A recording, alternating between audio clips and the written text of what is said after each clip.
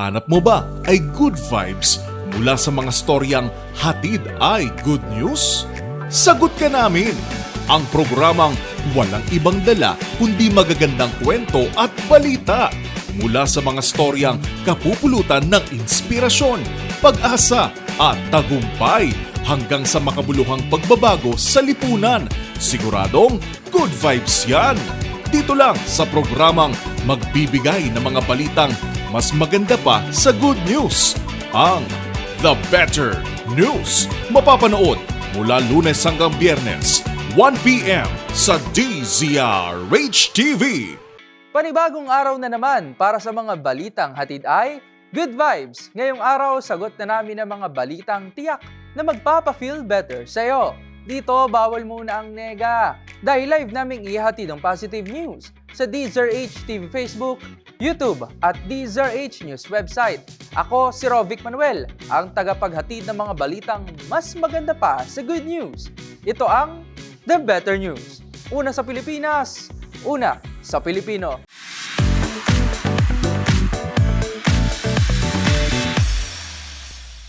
Ito raw ay dahil sa laki ng natirang pondo ng ahensya at upang makatulong na rin sa mga miyembro nito sa paghuhulog.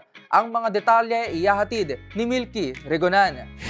Dapat seryosohin ng PhilHealth ang mungkahi ni House Speaker Martin Romualdez na magpatupad ng 1 taong moratorium sa koleksyon ng premium contribution sa gitna ng malaking sobra sa ginagamit itong pondo. Ito ang rekomendasyon ni Marikina City Representative Stella Kimbo, Acting Chair ng House Committee on Appropriations sa briefing ng House Committee on Good Government and Public Accountability tungkol sa finances ng PhilHealth. Ipinapaalala ni Kimbo bilang isang social health insurance program, hindi dapat layunin ng PhilHealth ang kumita kundi ang pagbibigay ng pinakamalaking benepisyo para sa mga miyembro nito. Pinuna ni Kimbo ang pananalapi ng PhilHealth at tinanong ang dahilan ng patuloy na koleksyon ng premium sa kabila ng malaki nitong reserbang pondo. Sa report sa komite ni PhilHealth Senior Vice President Israel Pargas, lumalabas na nakalikom ang ahensya ng halos 195 billion pesos mula sa direktang premium noong nakaraang taon. Sa kabila ng inaasang pagtaas ng gastusin para sa benepisyo sa 2025, binanggit ni Kimbo na nanatiling matatag ang kalagayang pinansyal ng PhilHealth. Duda kasi si Kimbo sa kakayahan ng PhilHealth na magamit ng mahusay ang kanilang pondo at kwenestyon rin ang ginamit na batayan sa pagtukoy ng premium rate. Para sa MBC TV Network News, ako si Milky Regunan, una sa Pilipinas, una sa Pilipino.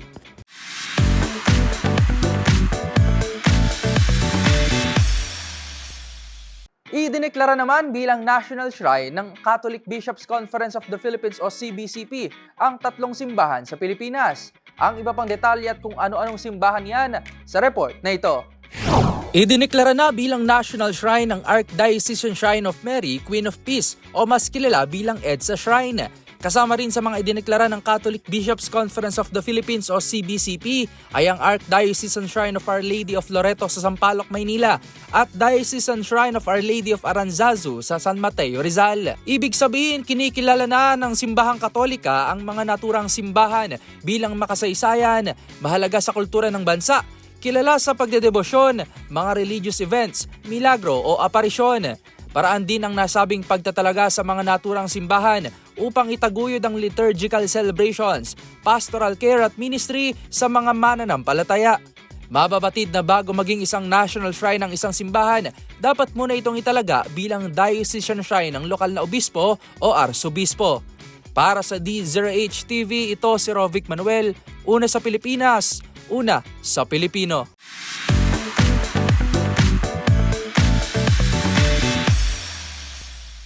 Pinasinayaan na ng Philippine Amusement and Gaming Corporation o PAGCOR at ng Armed Forces of the Philippines Medical Center ang pagbubukas ng dormitory para sa mga pamilya at caregivers ng mga pasyente sa Viluna Medical Center sa Quezon City. Ang mga detalye ihahatid ni Mili Borja. Ipinatayo ng Philippine Amusement and Gaming Corporation o PAGCOR at Armed Forces of the Philippines Medical Center ang bagong dormitory para sa mga pamilya at tagapag-alaga sa mga pasyente ng Viluna Medical Center sa Quezon City. May kabuang 53.22 million pesos ang inilaang pondo ng PAGCOR para mabuo ang 5-story patient watchers dormitory. Ang naturang establishmento ay mayroong 35 rooms, 125 na mga higaan at kumpleto sa mga pasilidad gaya ng kusina, dining areas, caregiver quarters at iba pang mga amenity para sa komportableng pananatili ng mga pamilya ng mga pasyente. Sinabi ni PAGCOR Chair and Chief Executive Officer Alejandro Tenco na ang naturang proyekto ay hindi lamang bahagi ng responsibilidad ng kanilang ahensya sa lipunan, kundi paraan din upang ipakita ang kanilang suporta at pasasalamat sa mga matatapang na sundalo ng bansa. Para sa DZRH TV, ito si Mili Borja, una sa Pilipinas, una sa Pilipino.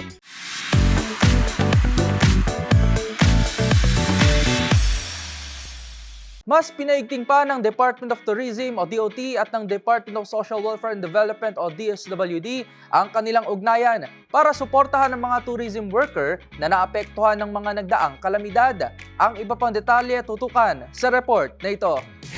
Lumagda sa isang kasunduan ng Department of Tourism at ang Department of Social Welfare and Development o DSWD para matulungan ang mga tourism frontliners na apektado ng mga kalamidad. Ito ay ang bayanihan sa bukas ng May Pag-asa sa Turismo o BBMT Program Agreement na layong matugunan ang pangangailangang pinansyal pati na ang pagbangon muli ng tourism frontliners na siyang isa sa mga pinaka-naapektuhan ng mga mapinsalang kalamidad. Ayon sa DOT, dahil dito ay maaari nang maka-avail ang mga kwalipikadong tourism frontliners sa cash assistance programs ng DSWD, kasama na ang emergency cash transfers o ECT at ang cash for work. Kasabay nito, makatatanggap din sila ng mga DOT interventions on alternative livelihood training programs tulad ng basic hilot, candle making, artwork training, basic bread and pastry making, detergent making at marami pang iba. Kabilang naman sa mga maaaring makwalipika ay ang mga naapektuhan ng hanap buhay dahil sa epekto ng pag-aalboroto ng Bulkang Kanlaon sa Negros Occidental. Para sa DZRH TV, ito si Rovic Manuel, una sa Pilipinas, una sa Pilipino.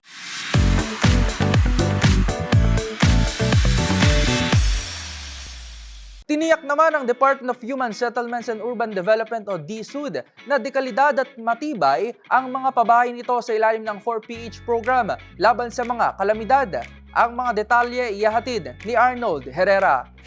Tiniyak ng Department of Human Settlements and Urban Development o DHSUD na lahat ng housing units sa ilalim ng Pambansang Pabahay para sa Pilipino o 4PH program ay mataas ang kalidad at matibay laban sa kalamidad.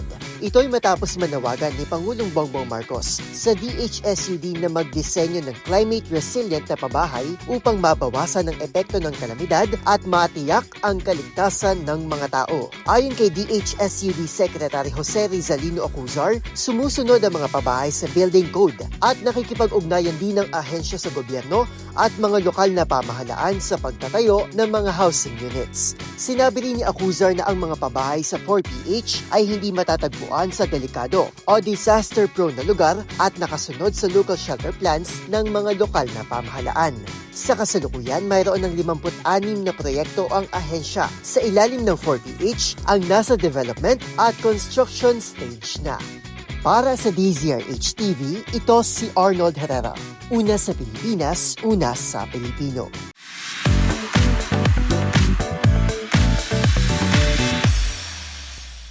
Good news naman po para sa mga kababaihan dyan sa Quezon City dahil magsisimula na sa Pebrero ang pag-offer o pag-aalok ng lungsod ng libreng cervical cancer screening sa mga health center at clinics para sa mga kababaihang residente ng lalawigan. Ito raw ay bahagi ng mas pinilakas na programa ng Quezon City Local Government para sa early detection ng cervical cancer para sa mga babae. Narito ang report ni Dustin Bayog. Makakaasa na ang mga kababaihang residente ng Quezon City ng libreng screening para sa early detection ng cervical cancer na magsisimula sa Pebrero. Ayon kay Quezon City Mayor Joy Belmonte, ito ay bahagi ng kanilang commitment na isulong ang mas accessible at convenient na screening exam sa mga kababaihan at mas siguro na poprotektahan ang kanilang kalusugan. Sa tulong ng Department of Health o DOH at ang JH Figo Philippines, mag-aalok ang lungsod ng libreng screening gamit ang high-performance human papillomavirus o HPV DNA testing sa ilang outlets at sa Women Workers for Health Empowerment o WED. Matatandaan mong 2024 ay nagpatupad na rin ng ordinansa ang QCLGU patungkol sa cancer control policy. At nakarang taon ay mahigit 16,000 na kababaihan ang na-screen para sa cervical cancer, habang 67,000 naman ang para sa breast cancer.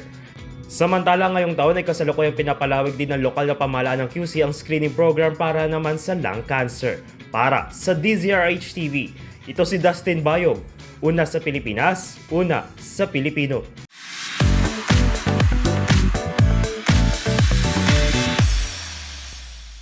Dinagyang Festival goes international. Yan ang inanunsyo ng Iloilo Festival Foundation Incorporated dahil gaganapin na rin umano at ipamamalas ang makulay na pista sa New Zealand sa darating na Nobyembre. Ang mga detalye sa report ni James Galange. Tunay nga namang pang world class ang kulturang Pinoy. Yan ay matapos i-anunsyo ng Iloilo Festival Foundation Incorporated President Alan Ryan Tan ang pagpapakitang gilas ng Dinagyang Festival sa Auckland, New Zealand sa darating na Nobyembre. Habang inimbitahan rin ng Department of Tourism o DOT Western Visayas ang pagsali din nito sa gaganaping World Expo 2025 sa Osaka, Japan. Naging tanyagan naturang pista, di lamang dahil sa makulay at talento ng mga dinagyang warrior, kundi dahil din ito sa pagpapatibay ng dynamic synergy sa pagitan ng pamahalang lungsod at lalawigan ng Iloilo. Samantala, naging matagumpay naman ang pagdiriwang ng naturang pista kung saan walang naitalang matinding aksidente ang Iloilo City Police Office. Napagtala lamang ito ng minor incidents tulad ng pagkahimatay, hirap sa paghinga at pagkalasing. Ipinagdiriwang naman ang naturang pista tuwing ika-4 na linggo ng Enero upang parangalan si Santo Niño, ang Batang Jesus.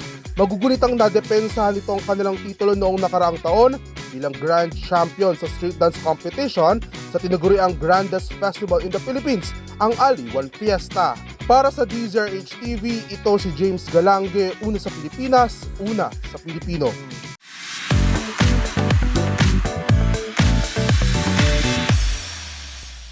Good news naman tayo pagdating sa sports. Nasungkit ng Philippine Wakeboard and Wake Skate Team ang 18 medalya sa ginanap na 2025 IWWF Asia and Oceania Cable Wakeboard and Wake Skate Championship sa Pampanga. Para sa Balitang Sports, ihahatid yan ni Mili Borja. Hinirang bilang overall champion ng Team Philippines sa ginanap na 2025 IWWF Asia and Oceania Cable Wakeboard and Wake Skate Championship sa Angeles, Pampanga. Nasungkit kasi ng nationals ang kabuuang 18 na medalya, kabilang ang 5 golds, 7 silvers at 6 na bronze. Nakuha ni Curly Santiago ang ginto sa wakeboard under 14 ladies, habang nasungkit naman ni Rafael Trinidad ang unang pwesto sa wakeboard open men. Gold din ang naiuwi ni Carlo De La Torre sa wakeboard over 40 men. At nanguna rin si Anjoy Aler sa over 30 ladies. Para makompleto ang 5 gold finish ng Pilipinas, nasungkit ni Andrea Tanhanco ang unang pwesto sa wakeboard over 40 ladies. Samantala, narito ang buong listahan ng mga nagwagi sa naturang sports event. At yun ang mga latest updates sa mundo ng sports. Para sa DZRH TV, ito si Mili Borja, una sa Pilipinas, una sa Pilipino.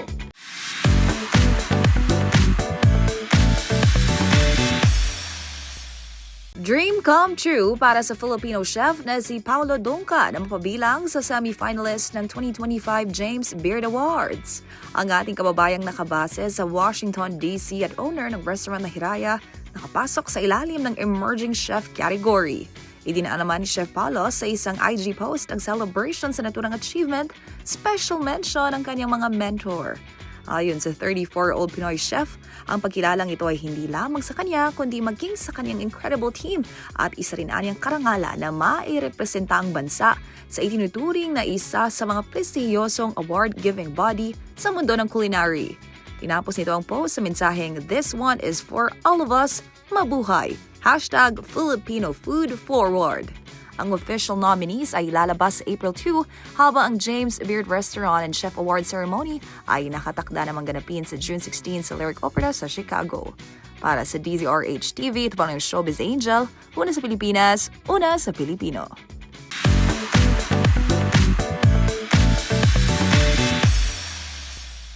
At yan na po ang mga balitang pampa-feel better para sa inyo. At bago nga po tayo magtapos, bumabati po ako sa lahat ng nagdiriwang ngayong araw ng Chinese New Year. Happy Chinese New Year po sa inyo lahat at nawa po yung maging masagana po ang taong ito para sa atin.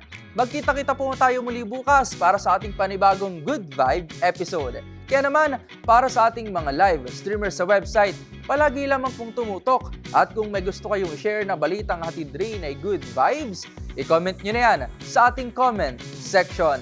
Tandaan, libre lang ang umiti at maging masaya. Kaya naman wag mo na itong ipagkait sa iba. Good vibes lang.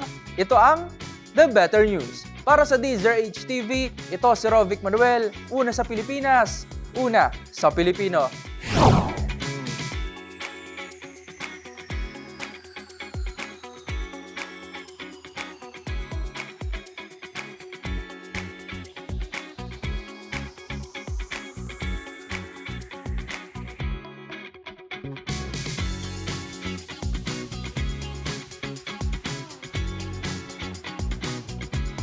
Hanap mo ba ay good vibes mula sa mga storyang hatid ay good news? Sagot ka namin! Ang programang walang ibang dala kundi magagandang kwento at balita mula sa mga storyang kapupulutan ng inspirasyon, pag-asa at tagumpay hanggang sa makabuluhang pagbabago sa lipunan. Siguradong good vibes yan! Dito lang sa programang magbibigay ng mga balitang mas maganda pa sa good news, ang The Better News. Mapapanood mula Lunes hanggang Biyernes, 1 p.m. sa DZRH TV.